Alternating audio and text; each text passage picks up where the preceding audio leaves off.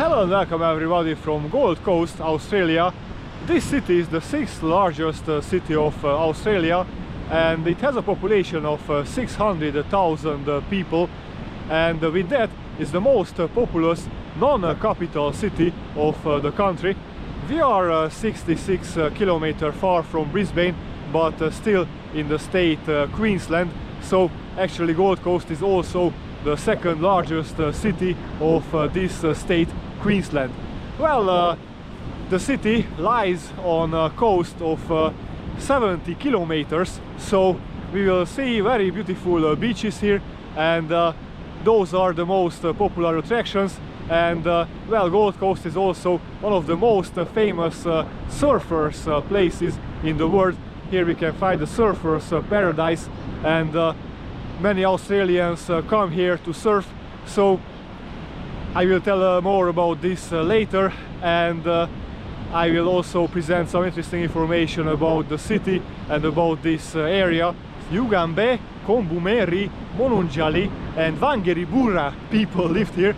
Of course, there were many indigenous tribes living in this area, and the British arrived only in 1823, led by navigator John Oxley, and they arrived to the Mermaid Beach and started the British expansion also at this area. To the west, the city borders a part of the Great Dividing Range, commonly referred to as Gold Coast's hinterland, and this hinterland was rich with red cedar, so there was a huge red cedar supply, and because of that many people came here. It was really attracted to them to cut these woods. The post-World War I era saw the rise of the seaside shacks. These seaside shacks provided the opportunity for the coastal gateway with modest investment. These were actually small houses. I mean, we couldn't really call it houses. They were made out of metal containers, leftover farm sheds, and all kind of leftover trees, and well, they also used trams which were not working anymore as shelter, so these were rented for tourists and locals, and this way they could stay at the coastline and enjoy the sunny beach. So actually this is how the tourism began to rise in the Gold Coast area. The 1920s brought a large economic boom, and tourism was also growing very fast because the first hotel was constructed. It was the Surfers Paradise Hotel, the first large one with many floors, and well, for surfers the coastline was already very famous. Many of them came here to surf, and back that time the settlement was called the South Coast because it is located southeast from Brisbane, and only in the 1950s it was started to be called as Gold Coast.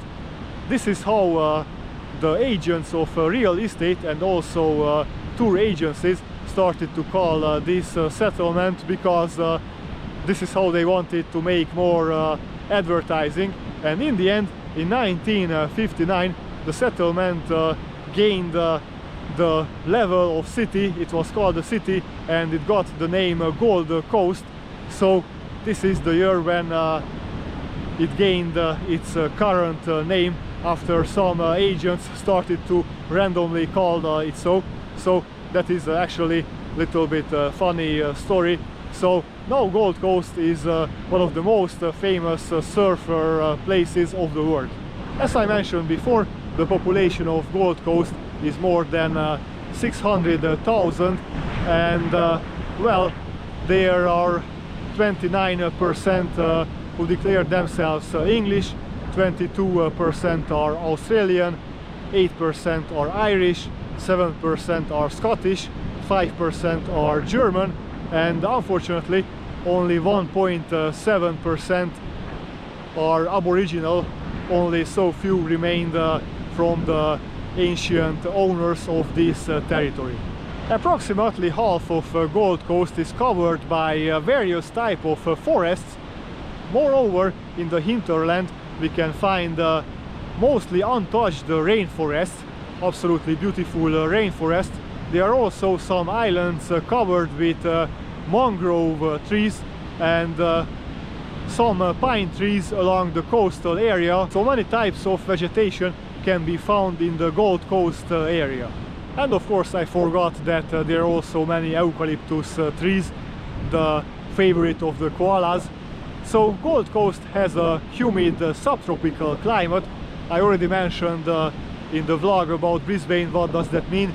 Mild winters with few showers, not so much rain, and very hot summers when it's raining a lot.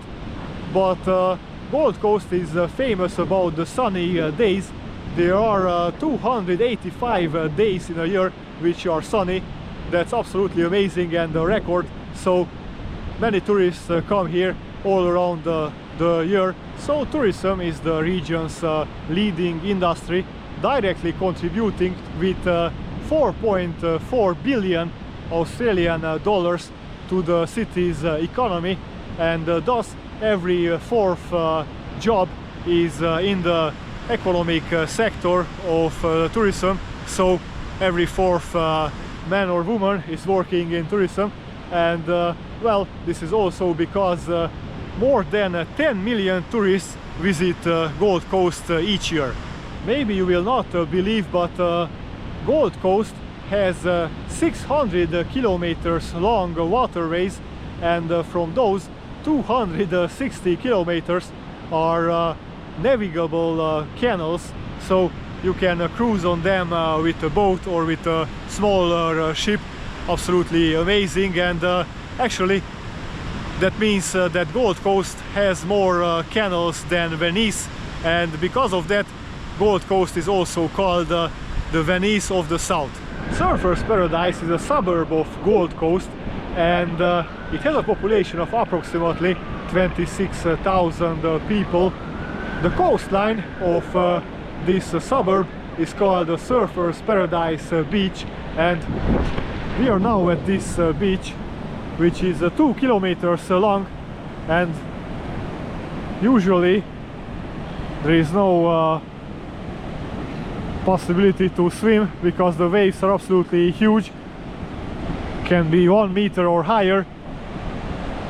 So mostly surfers come here to do their sport activity, but this time, as you can see, there are two yellow red flags, like 10 meters, and that area, it is designated for swimming.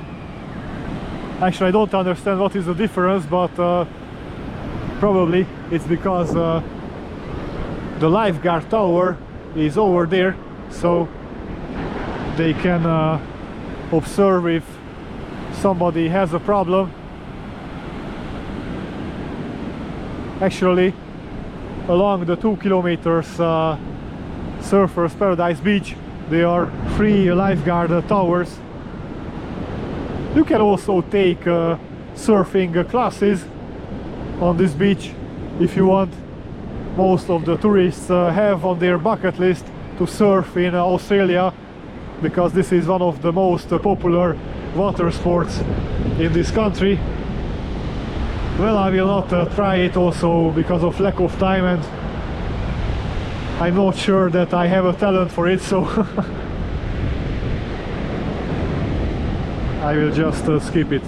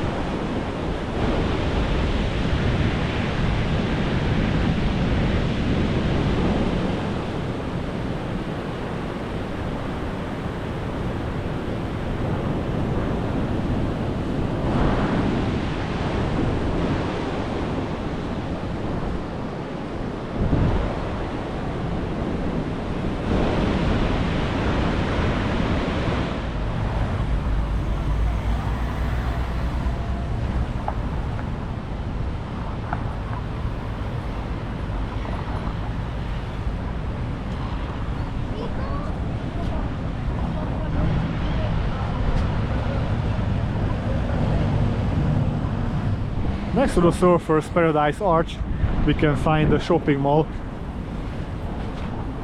On our list is it named as Cavill Mall, but now I see that the name is Paradise Center. Maybe the name was changed or I'm wrong, but what I wanted to say that here you can find the Woolworths.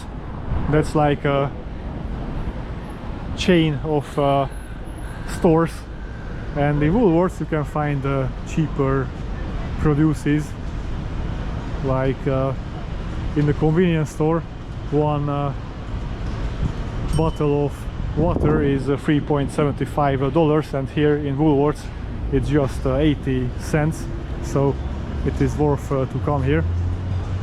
Maybe I'm confused and Cavill Mall is next to it, but it doesn't matter. Here you can find many shopping options.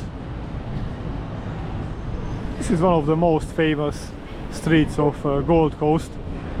It is called Cavill Avenue. Okay, well, I was not expecting this. So Cavill Avenue is the entertainment and the shopping heart of the city. Some beautiful Norfolk pines and date palm trees along it.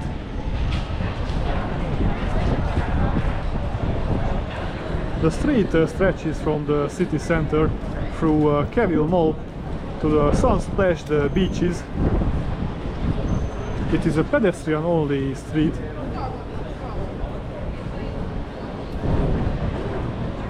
On the Cavill Avenue you can also find the Ripley's, believe it or not.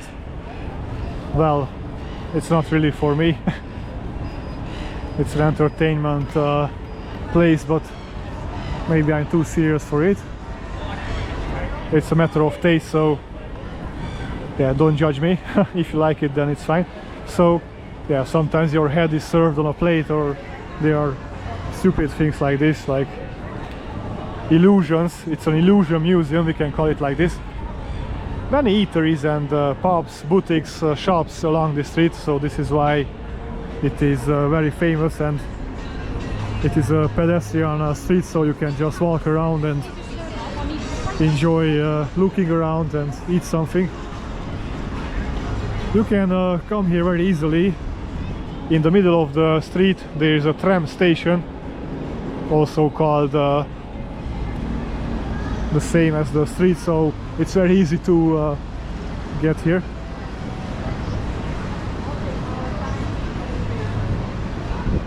So Cavill Avenue, it's like a main touristic spot. You can also find the Hard Rock Cafe here. Beautiful date trees, and here's also 7-Eleven. If you traveled many times to Southeast Asia then, or to other Asian countries where 7-Eleven can be found, I must disappoint you. 7-Elevens in Australia are not the same. They don't sell cooked food like in Thailand, for example, and they also don't sell alcohol. So if you want to have a drink, you want to have your booze, you need to go to the so-called bottle shop, for example BWS, or there are also some liquor stores, only those sell alcohol. In the convenience stores you cannot find drinks, alcoholic drinks, not even a beer, so that's a little bit disappointing, but you can find many liquor stores in each suburb, in each district, so it's not that hard to have a beer at the evening.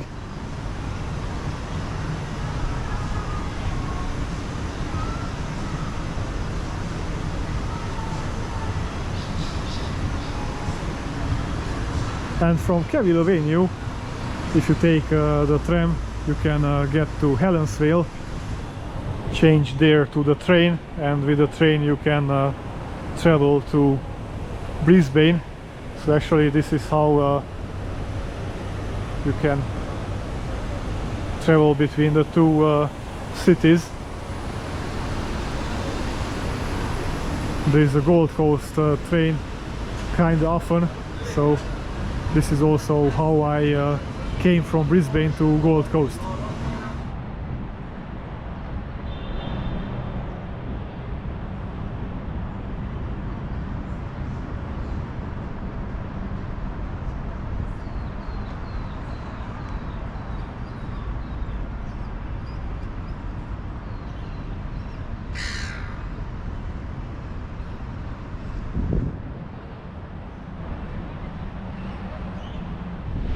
We are next to a suburb, a coastal town of Gold Coast, which was called originally Southport East, and well, other suburbs snatch their names from traditional Aboriginal place names or English seaside villages, but Main Beach has an interesting story. So actually it was so named because it was the main beach of the town of Southport, and the beach became more famous than the town. So this is how actually the suburb, the small coastal town of Gold Coast, was renamed from Southport to Main Beach. So now actually also the suburb is called Main Beach. It has a population of 3,800 people. It is located just north of Surfers Paradise.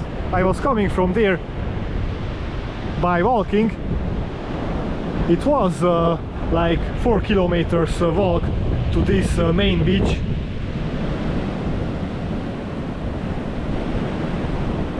Surfers Paradise is over there.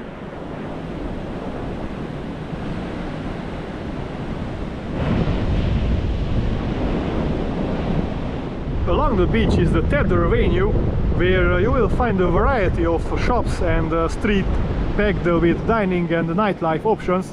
So if you are planning to take a splash or swim at this beach and you get hungry, next to the beach you can find some dining options. Main Beach is a very popular location with visitors and locals alike.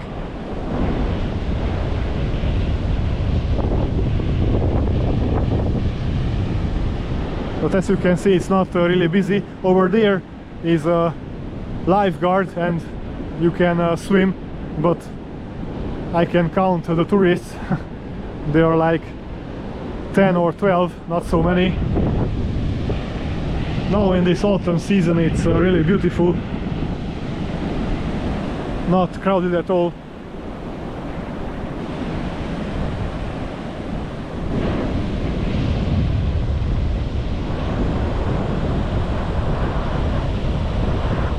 This is a very interesting natural phenomena in front of us. It is called the spit. A spit or a sand spit is a deposition bar or a beach landform off coasts or lake shores. It develops in places where re-entrance occurs, such as at coves, headlands, by the process of longshore drift by longshore currents. The drift occurs due to waves meeting the beach at an oblique angle, moving sediment down the beach in a zigzag pattern. This is complemented by longshore currents, which further transport sediment through the water alongside the beach. These currents are caused by the same waves that cause the drift. The spit is a popular location for fishing, boating and relaxing.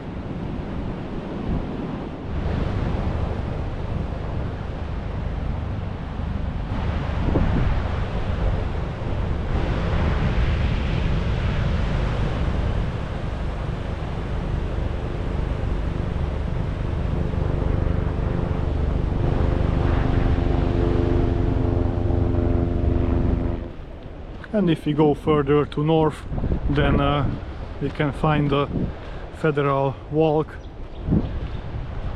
The Federal Walk Coastal Reserve is a reserve comprising the eastern part of the spit on the Gold Coast and the neighborhood within the northern end of Main Beach.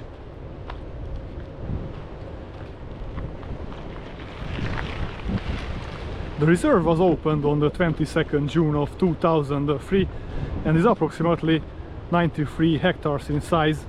The area supports a subtle mix of habitats, including a littoral rainforest, native grasslands and pockets of wetlands. Federation Walk is a 3.5 kilometers pedestrian walkway. The first stage of the Federation Walk was officially opened on the 21st January of 2001 with more than 5,000 people in attendance, and they also planted 100 trees for that occasion. You can take a break and relax in this absolutely beautiful area, amazing landscape of Federation Walk. Situated on the spit, the dynamic ecosystem provides a wonderful opportunity to get up close with the area's plant and bird life. It's really a lovely walkway. There are actually two paths, one with lovely views to the beach, or there's a turkey. I can see turkeys everywhere. It's very interesting. I don't know, they are just living in the wild.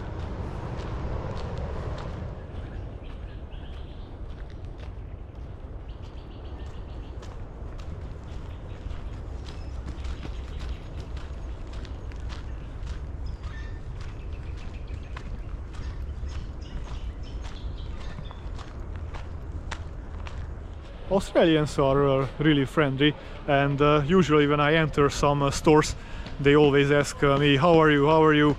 That's really nice, and I was literally shocked about it. And also some people engage in conversations on the streets that's very unfamiliar for me. Like, we don't really make friends on the street, we are not so friendly like the Aussies, so it was a positive cultural shock for me. And it's also very interesting that every time when somebody gets off from the bus, they say thank you for the driver. That's also absolutely nice. I mean, I never experienced such a thing. It was a little funny for me when like 10 people left the bus and all of them were saying thank you, thank you, thank you. That's a really nice gesture for the bus driver. We are now at Point Danger, which is a headland located in Coolangatta on the southern end of Gold Coast. Point Danger also indicates the border between New South Wales and Queensland since 1863. Point Danger was named so by James Cook in 1770 because of the rocky reefs. As you can see, it's very rocky. He was cruising on the east coast of Australia in 1770. It is worth to come here, not just because of history, but also because of great ocean views and looking over a great surf beach below. Over there on my right side, many people are surfing. And also reason to come here is because we are really on the border between Queensland and New South Wales. So it's an absolutely beautiful spot and worth to wander around. Now it was raining. I need to stop before filming, but I hope I can finish recording this area. So now I am in the state of New South Wales already. And let's just walk to the other side, to Queensland. So this is the lighthouse marking the border and that street. And in the Brisbane travel vlog I already mentioned that each state can make its own law. Because of that, New South Wales has no daylight saving, but Queensland oh no, it's the other way around. Queensland has no daylight saving and New South Wales has. So actually, some times of the year, if you walk from New South Wales to Queensland, suddenly the time changes, which is very, very strange. So this is the Captain Cook Memorial Lighthouse. In 1970, on the 200th anniversary of Cook's naming of Point Danger, and given that the location seemed to be correct, the memorial was placed at the current site. And the New South Wales, Queensland and the federal governments combined to erect the Point Danger Captain Cook Memorial Lighthouse. The construction was finished in 1971. It is an unusual modern style lighthouse and was the first in the world to experiment with lasers to increase its beam. The experiment was unsuccessful and it returned to the conventional electric lamps. This is the Centaur Memorial. On the 14th May of 1943, a Japanese submarine attacked a hospital ship named Centaur, an Australian hospital ship.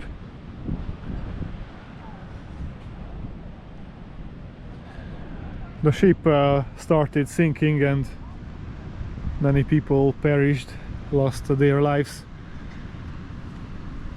Only some of them could be saved. Absolutely sad story. So this is the Centaur Memorial, located next to Point Danger. You cannot get enough of this view. Absolutely amazing. And that tripod over there marks the border between the two states. Many surfers in the sea. So it's really recommended to take this walking trail next to the sea because of the great views.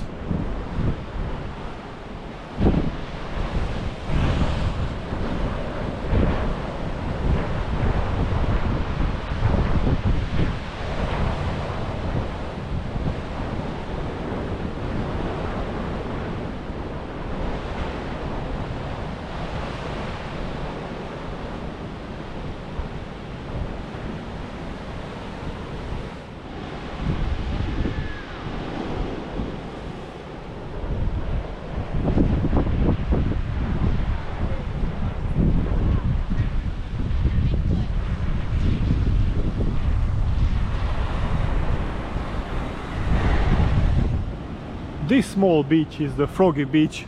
As you can see, one rock is painted as a frog. The beach is very popular between the locals because it's very hidden. Many come here to take a picnic.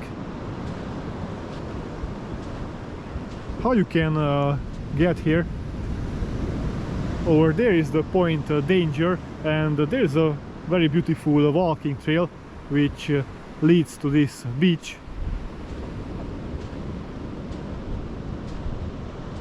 Very small and very nice place. Also very beloved by the surfers. There are many in the sea.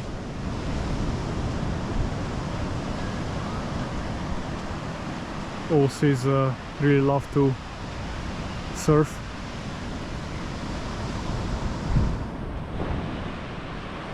These rocks are also splendid.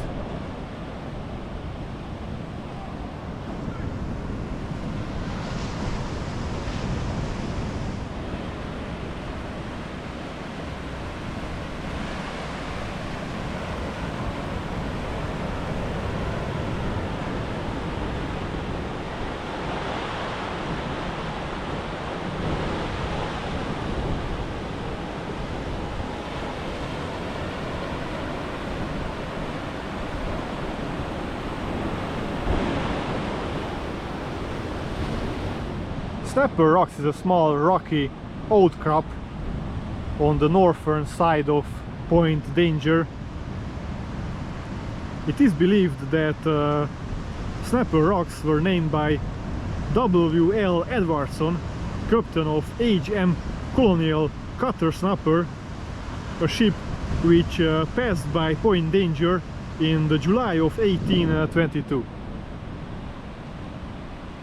It is worth to come here not just because of the breathtaking view, but this place is also very famous among surfers, so you can enjoy the sight how they surf. There are many professionals here.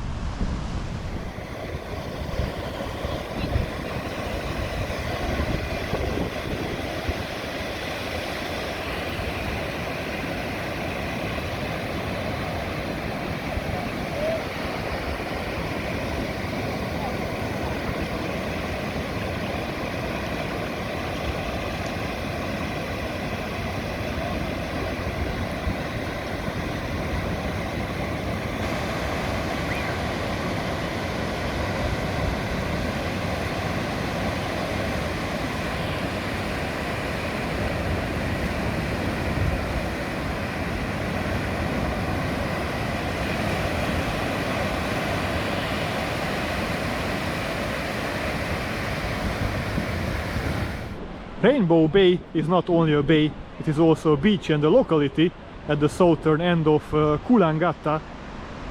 Rainbow Bay is one of the top 5 busiest beaches on the Gold Coast, attracting more than 100,000 tourists and local residents each year. Rainbow Bay is very famous for surfing, so half of the visitors come to this beach to surf, but also because of the shape and of the orientation of Rainbow Bay, which provides beach users protection from southerly winds.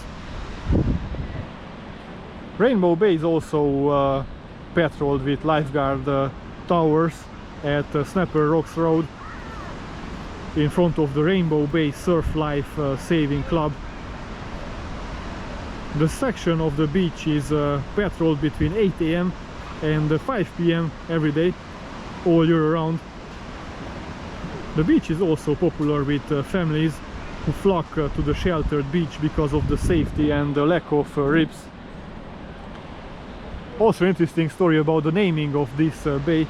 The bay was originally, but unofficially, known as Sharks Bay because many shark attacks here, but in 1925 the Point Danger Progress Association requested the Coolangatta Town Council to change the name to Rainbow Bay, which the council also approved at its meeting on the 31st May of 1925. It is believed that this was the name originally given to the bay by Captain Henry John Roos, who surveyed the Point Danger area in 1828 in HMS Rainbow.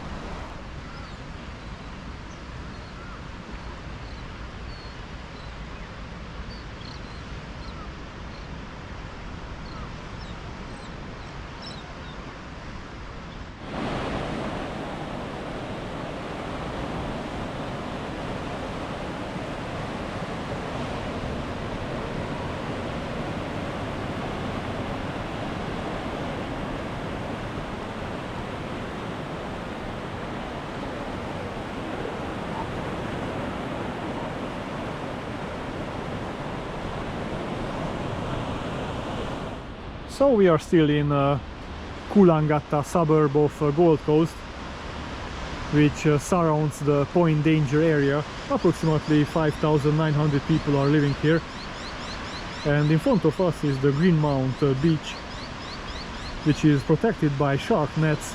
But even though there was an unfortunate accident, a man was fatally bitten by a shark while surfing in the water in the September of 2020. Some bull sharks can still get through these shark nets. That's absolutely crazy. Let me also talk about the naming of this beach. There was an Irishman called Patrick J. Fagan, and he opened a guest house here, the Greenmount guest house, in 1901. And he named this guest house after his birthplace in County Meath, Ireland. So after that the beach was named after the guest house. The beach is sheltered from the southerly winds and patrolled year-round. So the north-facing Greenmouth beach is a favorite spot for families and swimmers. Greenmouth is also a beginner surfer's delight, known for its easy sand-bottomed break and clean, reliable barrel waves, making it popular with learners and long boarders. With its perfect slower-paced beginner waves, laid-back Greenmouth is the perfect place for surf lessons.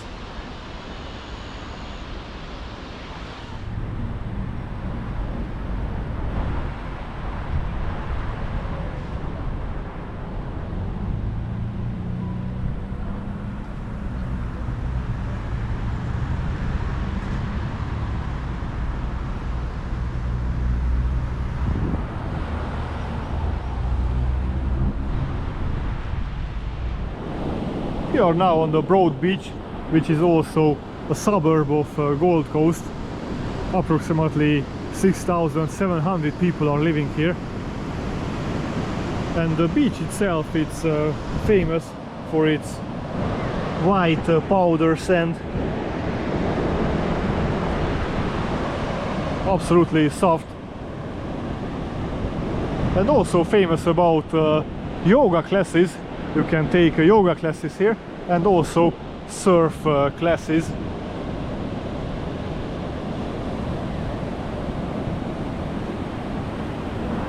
And there are also some lifeguards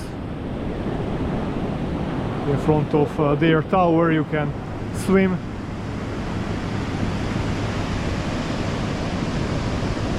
And if you travel with family, with children, then you can also choose Broadbeach, because there are many playgrounds connected with the beach. At least this is what I read. Must be somewhere over there after the beach. This is also a very beautiful place.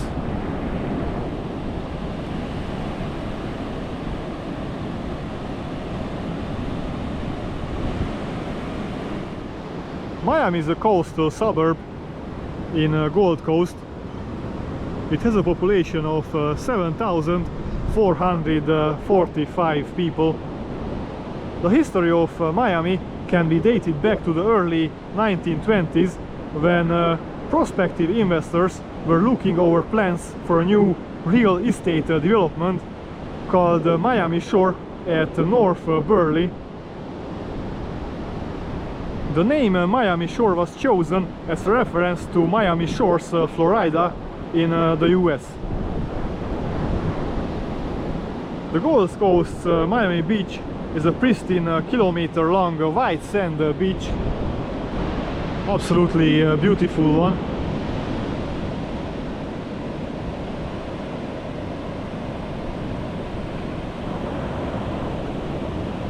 And over there you can see a headland. This headland offers some protection from southerly breezes. However, reefs tend to be present on this beach, so we should stick to patrolled areas for safe swimming. The beach offers two flagged safe swimming areas marked by lifeguard towers. Miami Beach tends to be more secluded than its neighboring stretches to the south and north, and still hosts a caravan park, tennis court and a strip of beach bungalows from the Gold Coast of the past, giving a retro, laid-back feel, making it a popular choice for family holidays.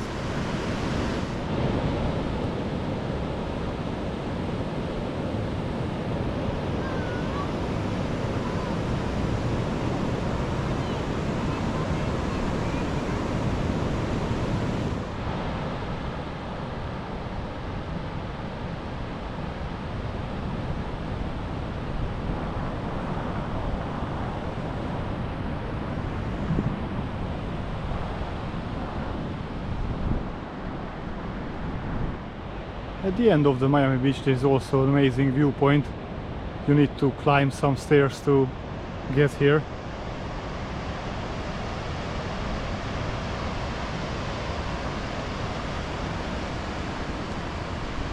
And through this walking path you also reach Burleigh Beach, which is after this headland.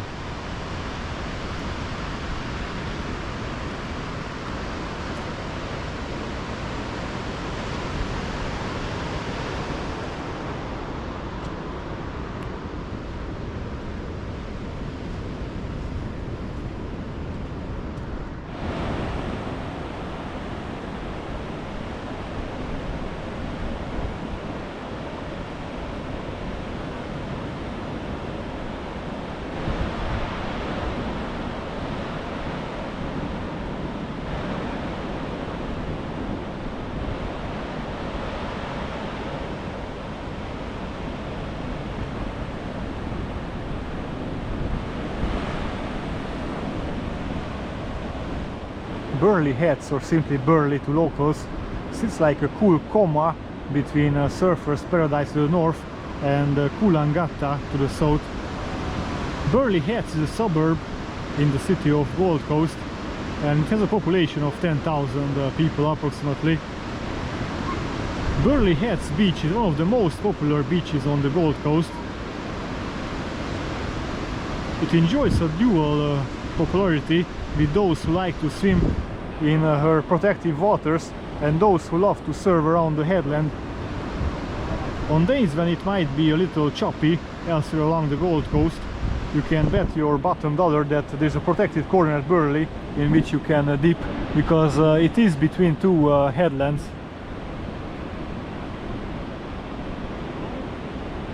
Burleigh Heads is one of the top 5 busiest beaches in Gold Coast. Each year it is visited by more than 100,000 tourists and local residents.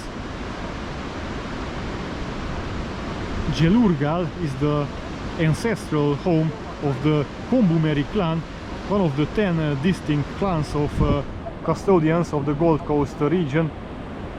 With regards to the meaning of Gelurgal, there has been speculation that it refers to either sugar bag or a bee's nest.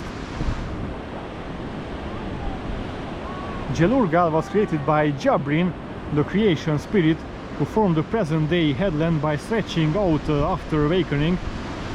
It is said that his finger can still be seen today in the form of rocky basalt outcrops at the base of the headland.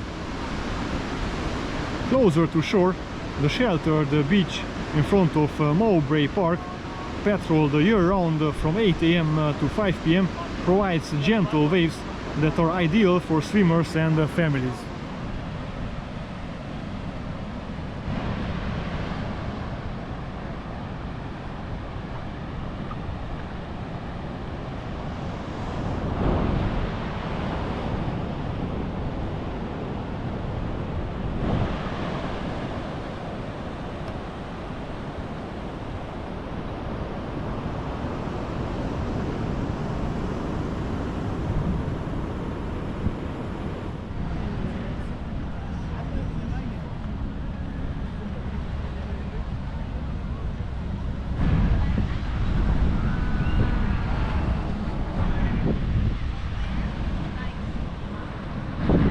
And if you already got to the Burleigh Beach, then it's advisable to also visit the Burleigh Head National Park. The park is tiny, yet it contains a diverse range of habitats. Talabujera Creek enters the ocean directly south of the park. The park is a very popular place for hiking, walkers and joggers, because it is located in a cool climate and provides great views. As you can see, there are 2 walking tracks in the national park, one climbing the hill to the summit, which is about 88 meters above sea level, called the Rainforest Circuit, and another leading around the headland just above sea level, called the Ocean View Circuit. This is where we are currently. Watching migrating whales from within the park is another popular activity, and also surfing. I don't know if you can see in the camera, but there are many surfers around there. The headland is an important cultural site for the local Aboriginal tribe known as the Minjungbal people. The park preserves remnant areas of rainforest and mangrove forests. Western parts are dominated by dry eucalypt forest containing species such as brush box, forest redgum and grey ironbark. A wild natural headland in the heart of the Gold Coast offers walks along the rocky foreshore and through rainforest, and a chance to see whales in spring and sea eagles soaring along the coast. So it is an absolutely amazing place to visit.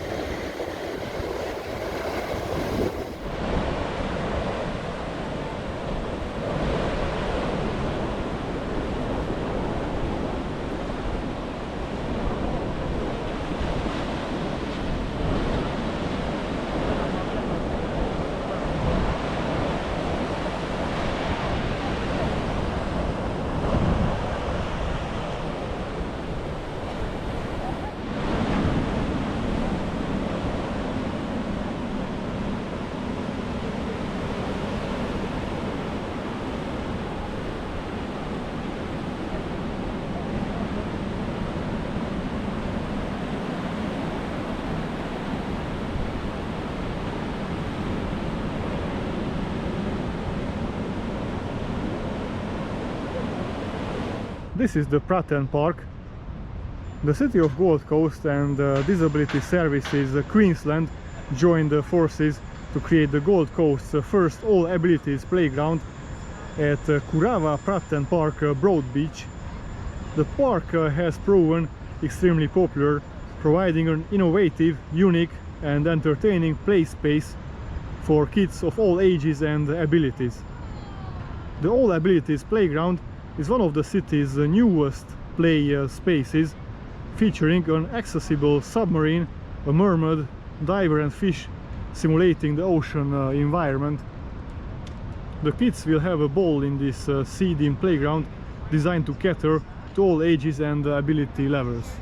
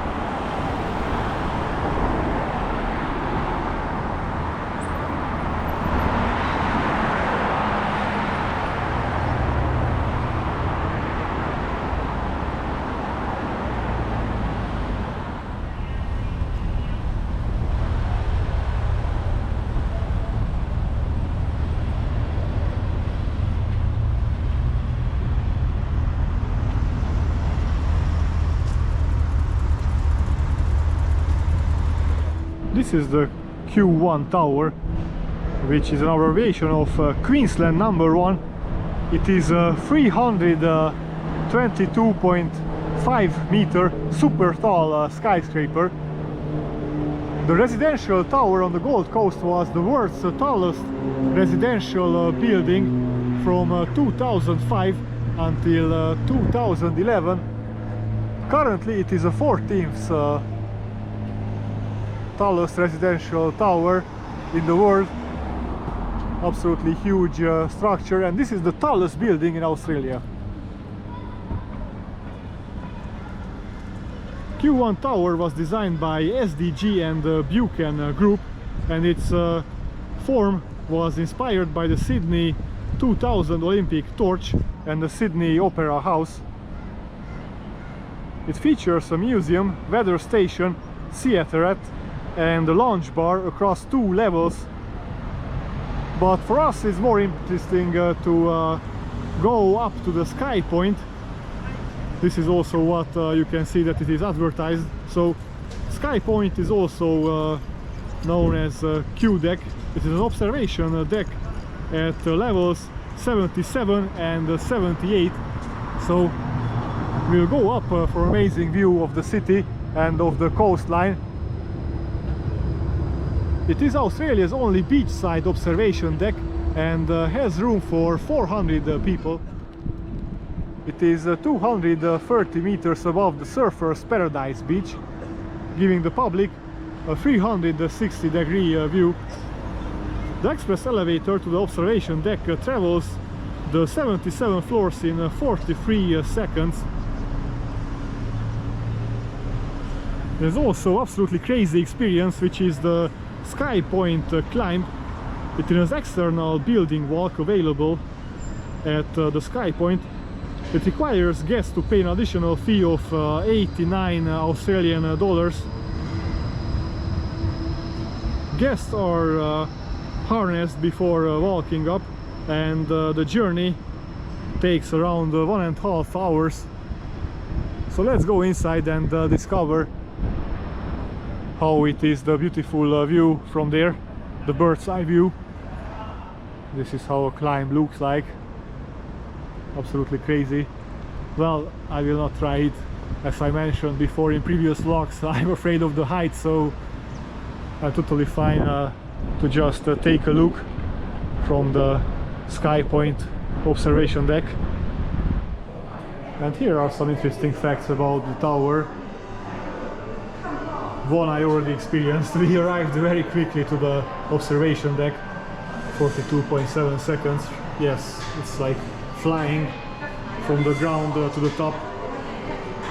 1,331 steps from the ground level to this observation deck, and if the spire is illuminated, then it is visible from 200 kilometers. It's also impressive. And 2.5 million hours were spent to construct this tower. That's also crazy. Sky Point climb is 270 meters above sea level.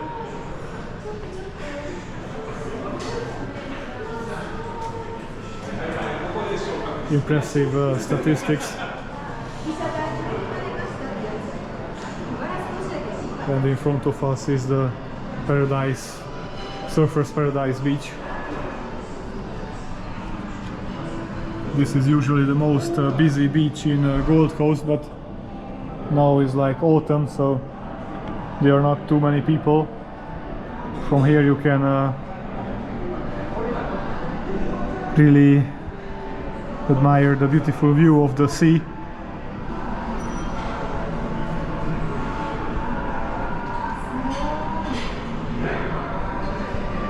As you can see over there, the beach is really long. Absolutely huge waves, so mostly the surfers love it.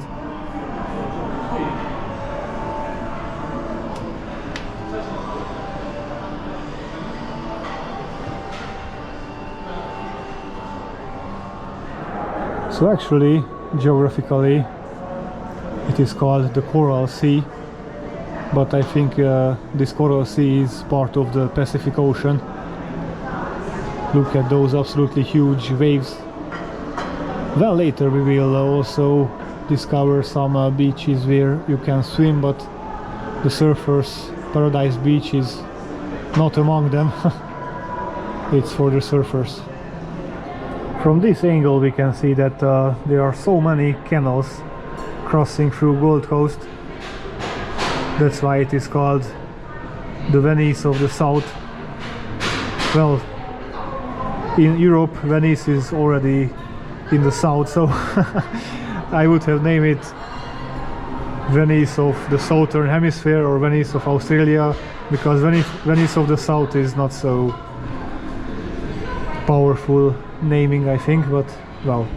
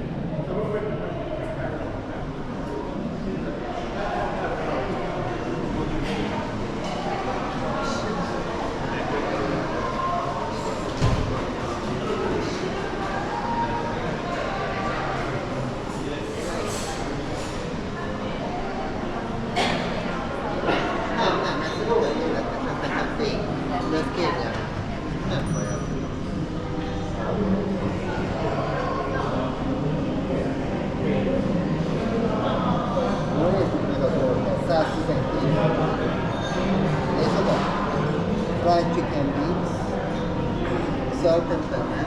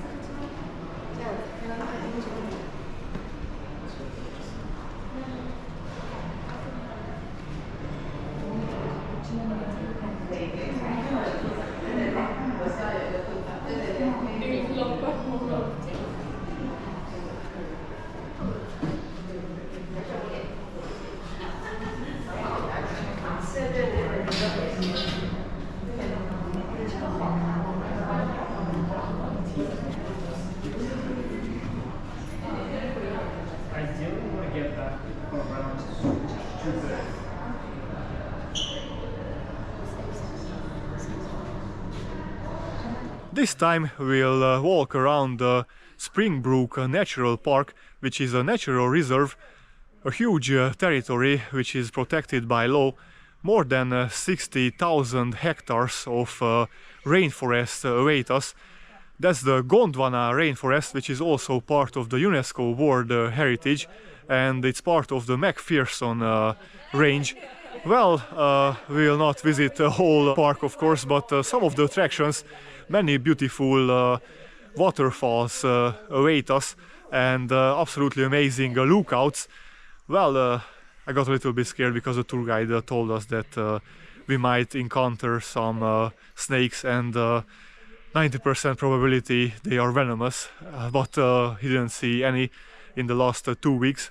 2 weeks ago he saw one which was a huge python, 2.5 meters long, so well, let's just hope that it will be fine. Springbrook Natural Park got its name from a small settlement, a small town. 695 people are living there. That's the Springbrook village. There is no coverage, you cannot use internet, and they use generators for electricity, so that's why not many people live on this range. Yeah, so let's get started. It will be an absolutely amazing trip. It is part of the Gold Coast hinterland, so this time we will also discover the hinterland area.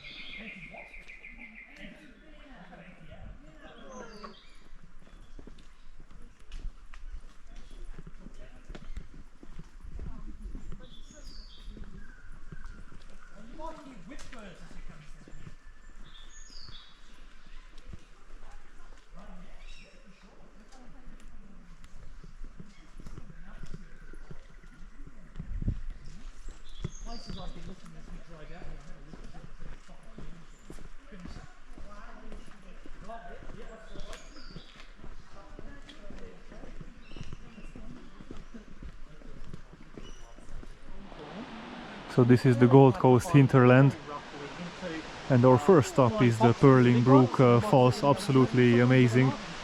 It is a horsetail waterfall in the UNESCO World Heritage listed Gondwana rainforest. It is a tall waterfall within the Springbrook National Park, and it is one of the tallest waterfalls in the region, at over 100 meters high. Fortunately, it is a clear day, so we can see it from this lookout.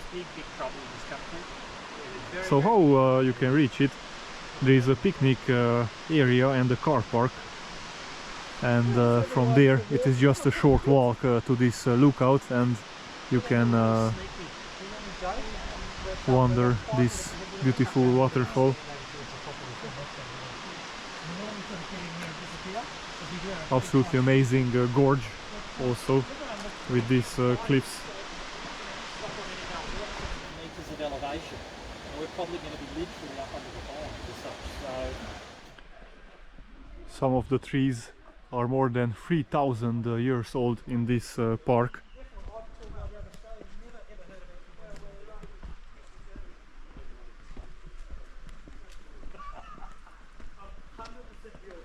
But most of them were cut out by the British when they arrived in the middle of the 19th century. They were constructing houses after they cut these trees, or they shipped them to Brisbane and sold them there. They made a fortune with this logging.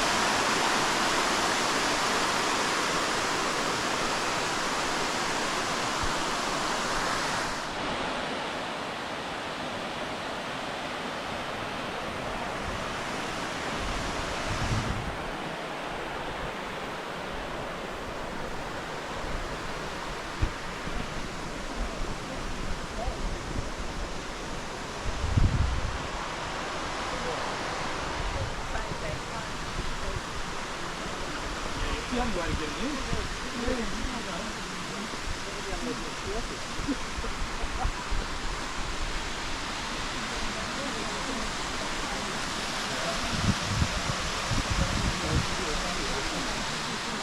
Wow.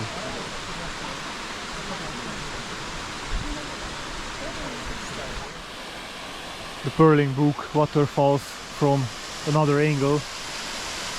Absolutely amazing.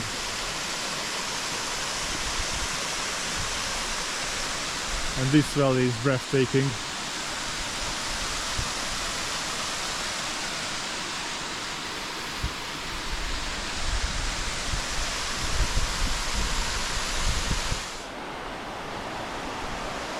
This is the top of the waterfall.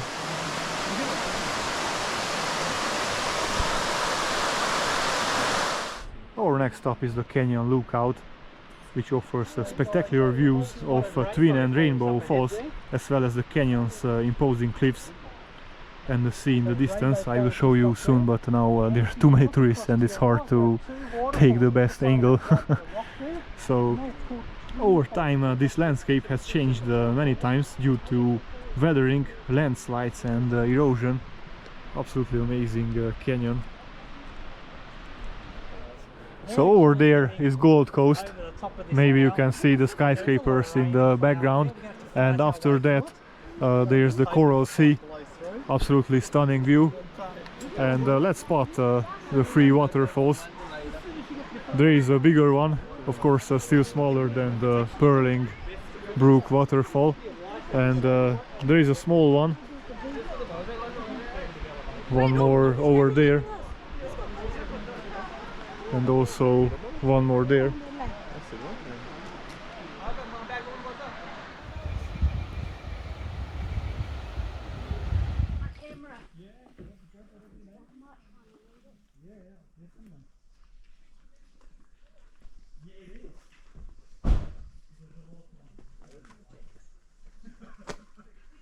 Make your way down the path that you look at stunning.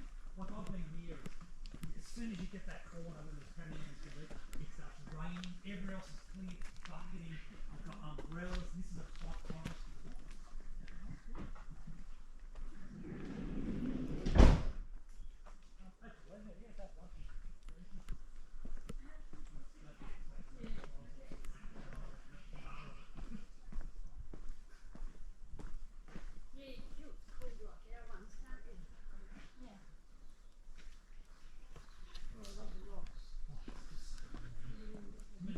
Volcanic activity over there. Is it just me or does it look kind of misty? Yeah, oh, it's going to be misty. No, it's misty. I feel my eyes are We're going to get to the end here, and you might, today, I've been here days where you can't see your hands. I reckon today. This is a 1000 years old tree. Absolutely beautiful.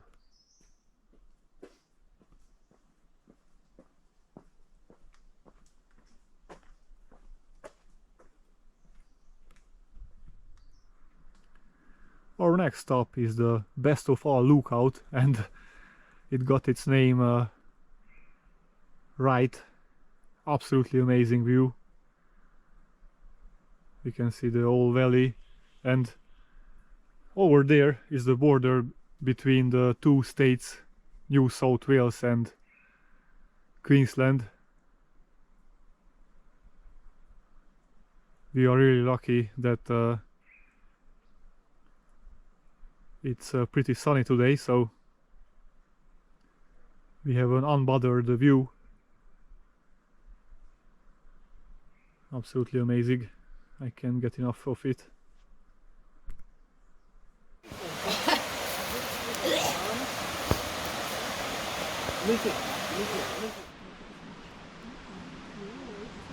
You know, it's, bit of difference, isn't there? Tucking your elbows in, you look a bit silly, but you do this. So this is a strangler fig. And this tree is probably 200 years old, nearly, at least 100, 150.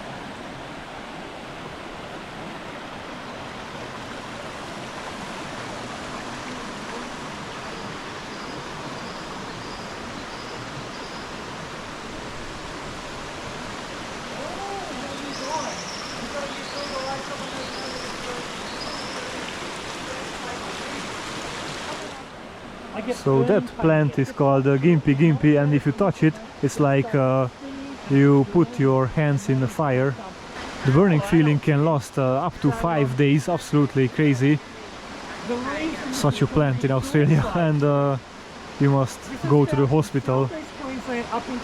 It's an emergency case if you touch it. So this is the natural bridge in the western part of Springbrook National Park, also part of the Gondwana rainforest. The natural bridge features a picturesque rock formation formed by the force of the waterfall over the basalt cave. We'll also go inside of the cave over there now.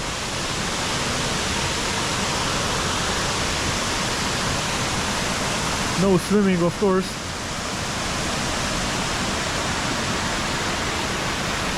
Many venomous spiders are living in this valley. Absolutely amazing natural wonders here in Australia.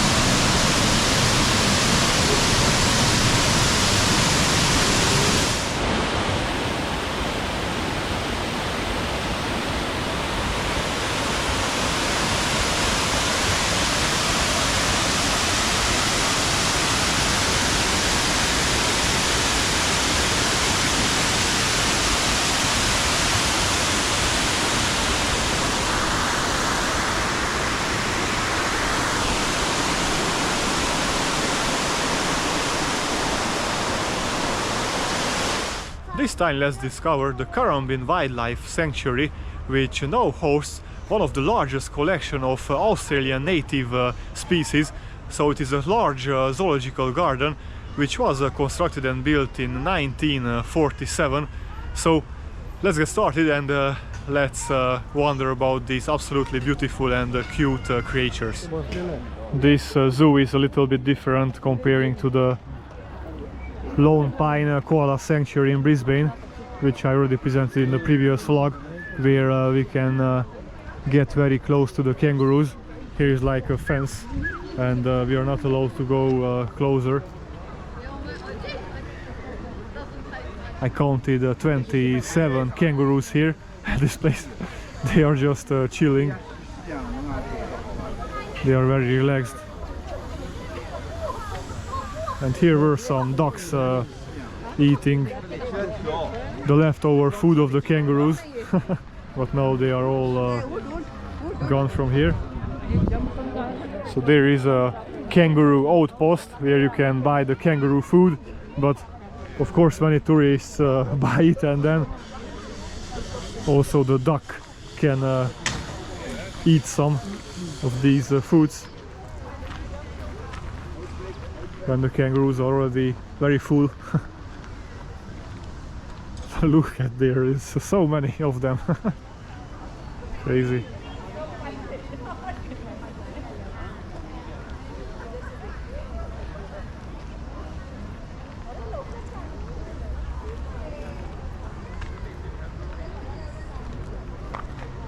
And now I will cuddle with a koala and take a photo with him.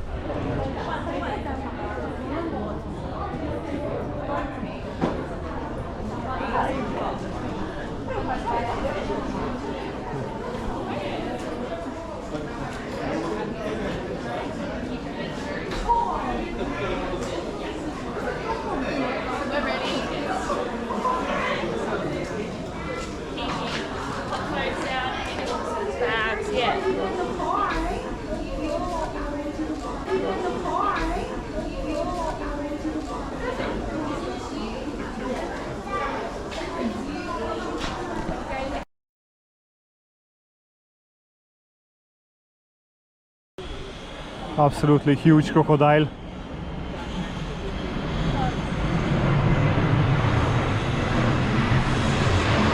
The airport is very close to this park. I don't know if the animals are not bothered about this noise. I'm pretty sure that they don't like it, but well, the park is here since 1947. I don't know when the Gold Coast Airport was constructed, but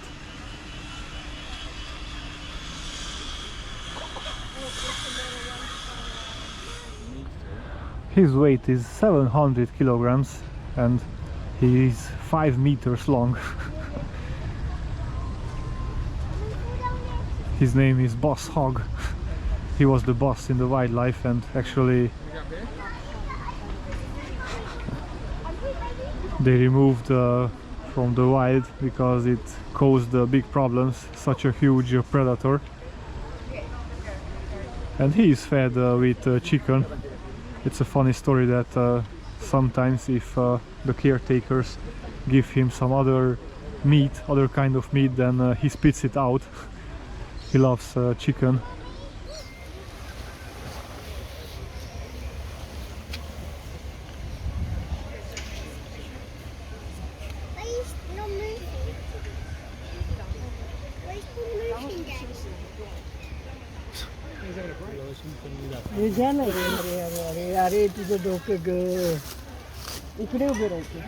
This is the Tasmanian devil, native in Tasmania.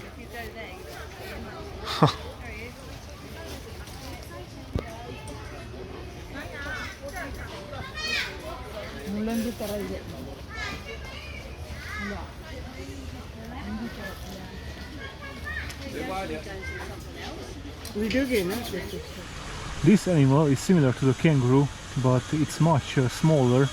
It's called the wallaby,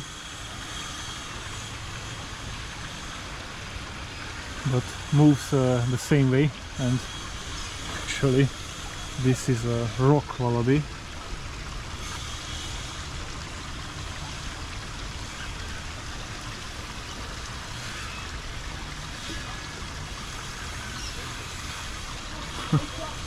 They're moving very fast.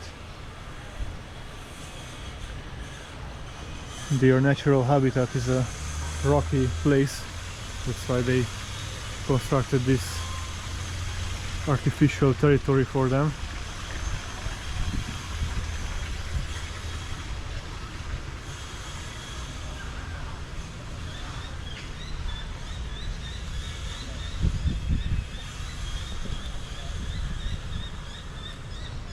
There are many other types of wallaby. They really look like a kangaroo, but they are not.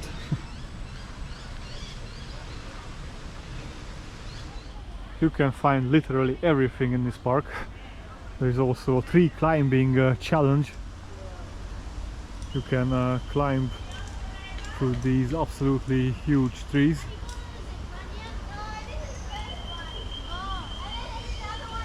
Of course, if you pay some extra fee for it. I was thinking that they are making great money here. One koala photo was 49 Australian dollars, so I was estimating like at least 100 people around the koala photo area, so that's $4,900 in 1 hour. That's a good money.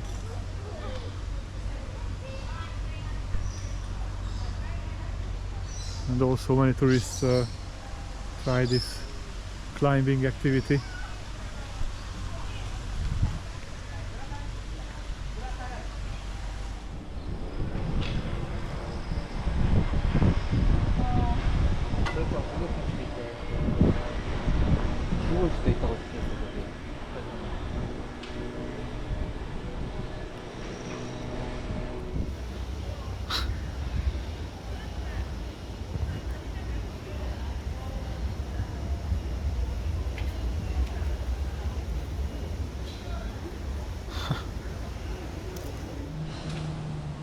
This is a been too wrong.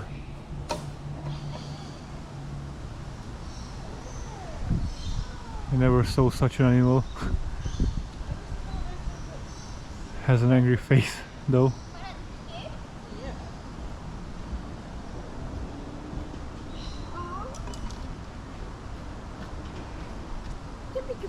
Softer birds. So in Australia, so you can do an encounter with one of these. Get up close and personal. The eyes are so pretty.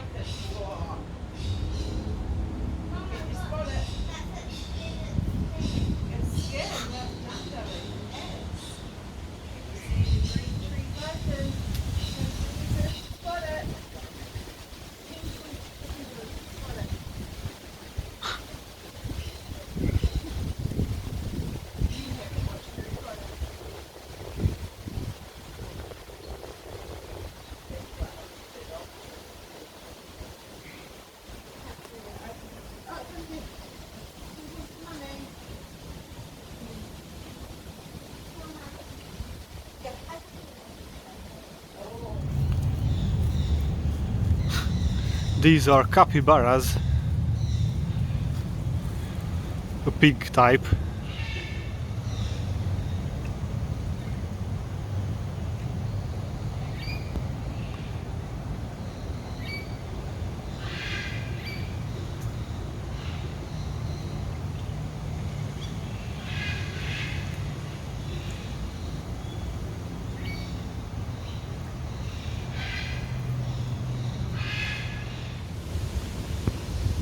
This is a red panda.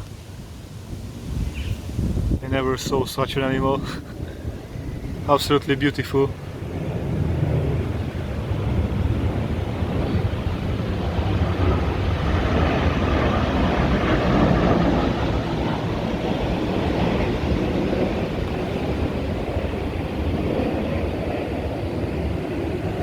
This rainforest habitat is also amazing.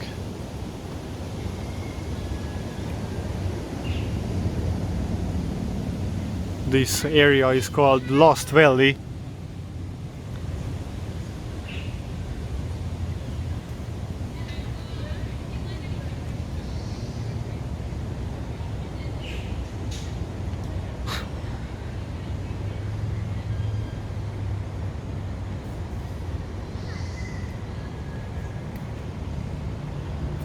Sleepy time. Oh no.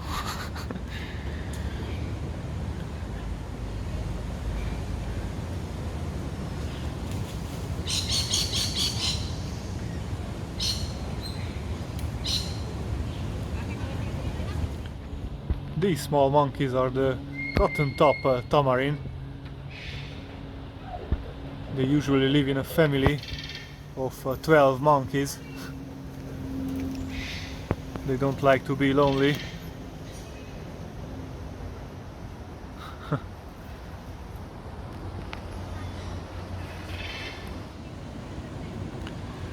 And that is a tree kangaroo. Lives on the trees.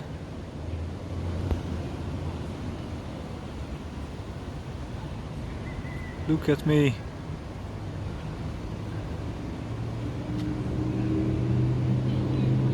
I cannot spot another one, so maybe we got only this one.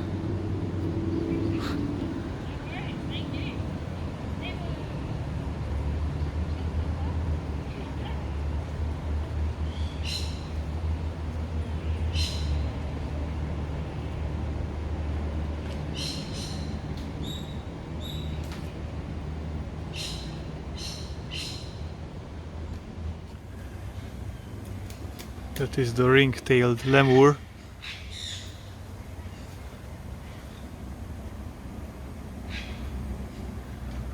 Hiding from us.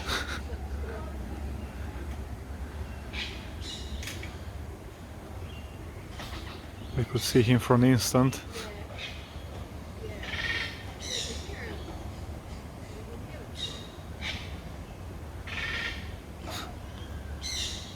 Very beautiful tail.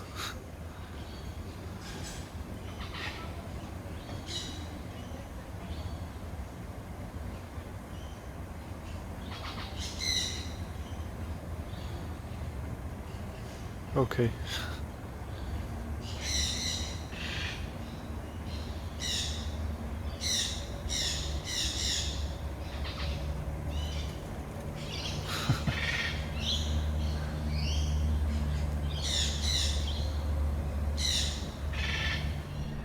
You can also find the farm presentation inside of the park.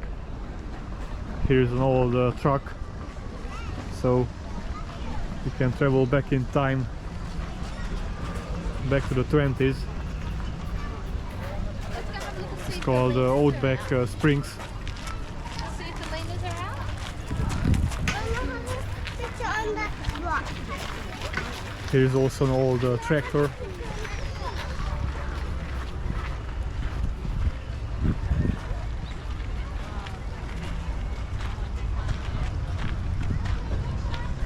And in front of us is an interesting structure. I was thinking it's a mill, but it's not actually. This is an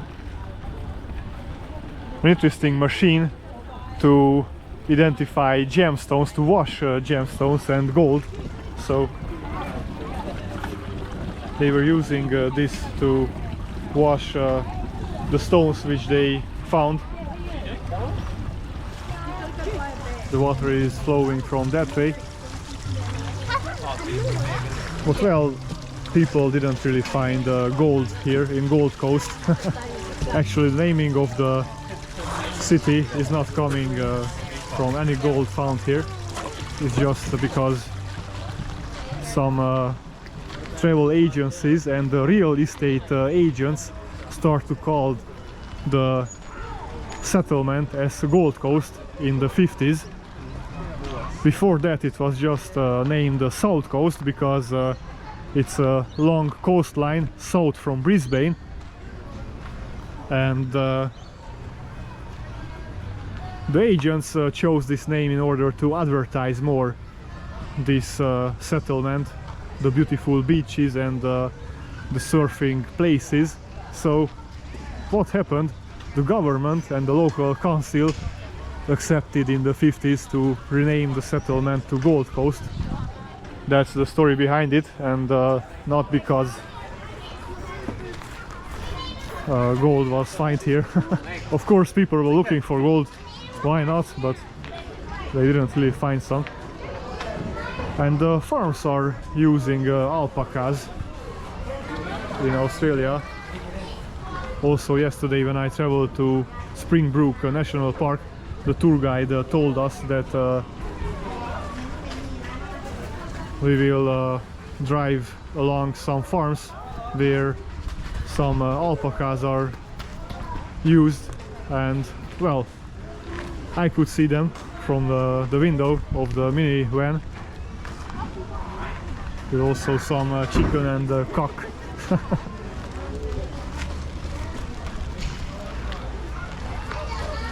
Here are some very cute baby alpacas. They are absolutely adorable.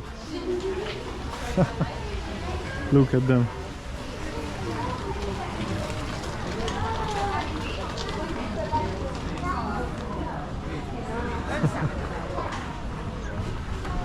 They are eating, chewing. So here many farm animals are presented.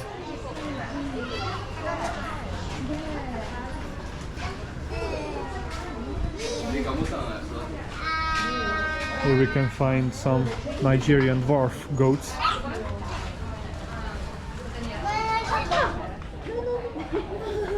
They love to be fed.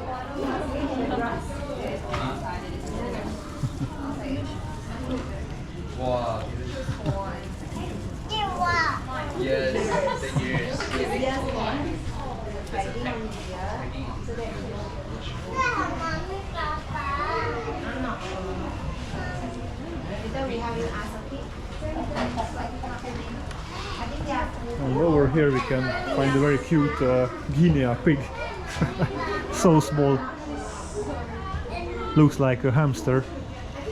So in this zoo we can also find some animals which are not native to Australia.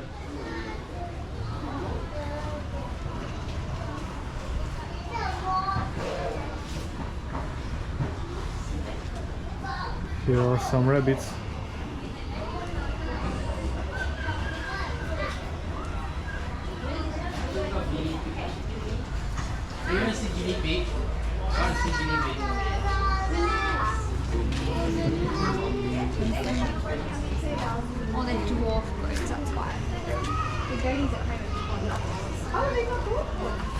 And here are some more rabbits.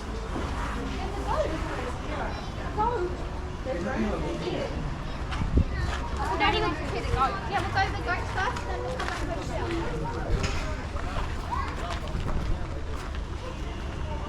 And a bunny rabbit. Winston. Big bunny rabbit, yeah. So sorry about the confusion. These are llamas, not alpaca. They are native in Peru. I think it's easy to confuse the alpaca with the llama, so sorry about that.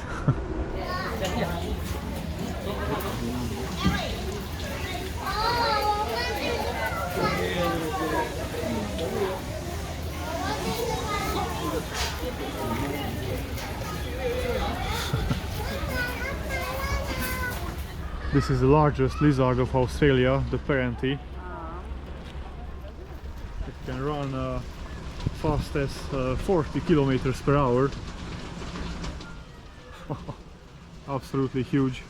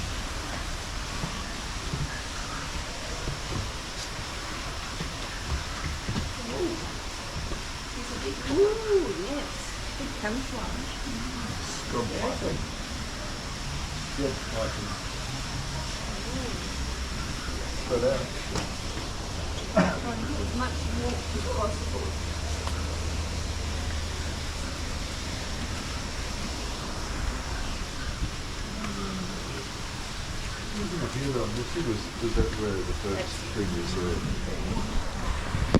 wonder if there's something camouflage you couldn't see it. Scrub on. I think it's really great. I don't think really. He's lifting his head. I don't believe that. For the first time I didn't even see the python. It looks like the tree.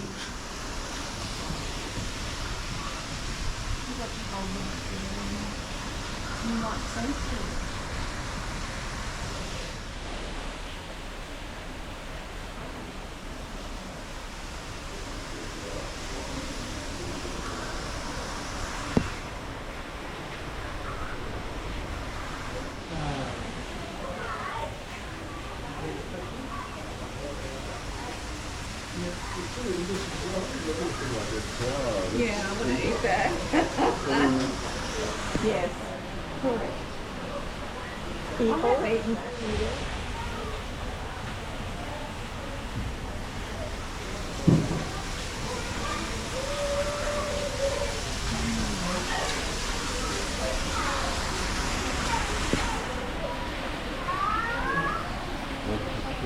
Oh, thank you, Lord, it's this one.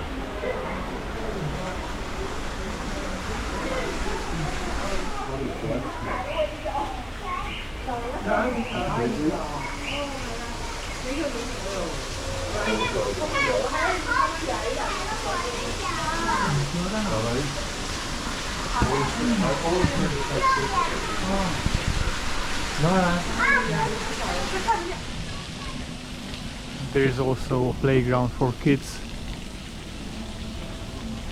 with a very interesting concept. They can get splashed. I never saw such a thing. Well, if you travel here in summer, between December and February, then maybe it's more fun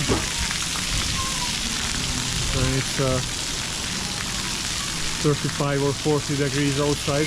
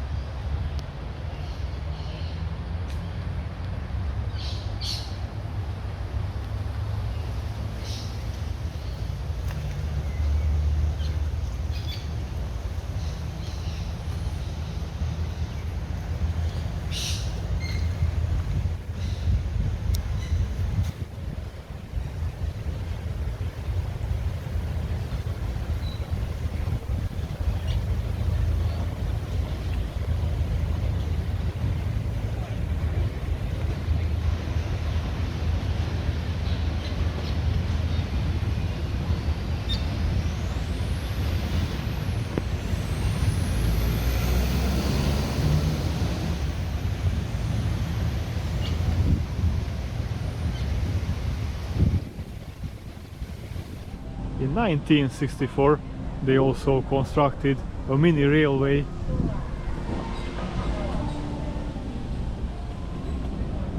You can travel through the park with this mini train.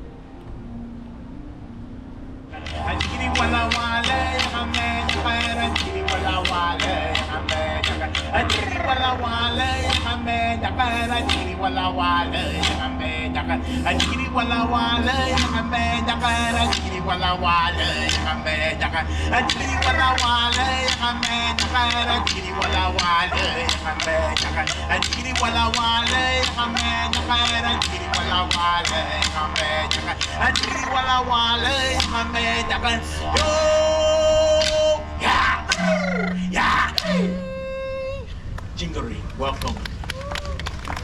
Thank you. The next dance about our people going fishing. This is about going fishing on one particular fish, which is the mullet fish. And the mullet is very important to our family here in the Gold Coast area. The mullet fish will migrate from the cold waters in the south to the warmer waters in the north during the cooler months, when we see the paperbark trees just starting to flower. That's the very first sign for our family that the mullet will start to travel through this area. And it's time to gather our fishing gear, our spears and our nets, head down to the water and start fishing. In our language for fish, we say jalam. Jalam.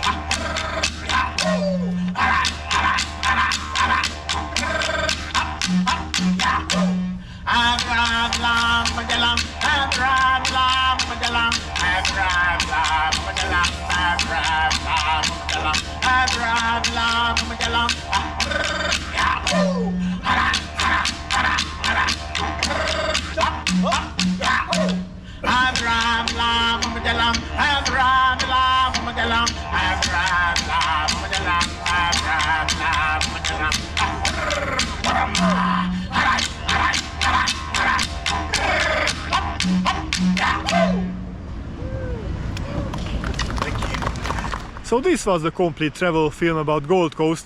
I hope that you enjoyed it, and if that's so, please subscribe to my channel if you didn't do it yet.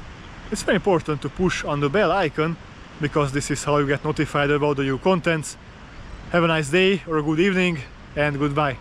Oh, that's la la life, that's la la life. Baby, let it be, enjoy the memory. Oh, that's la la life, that's la la life.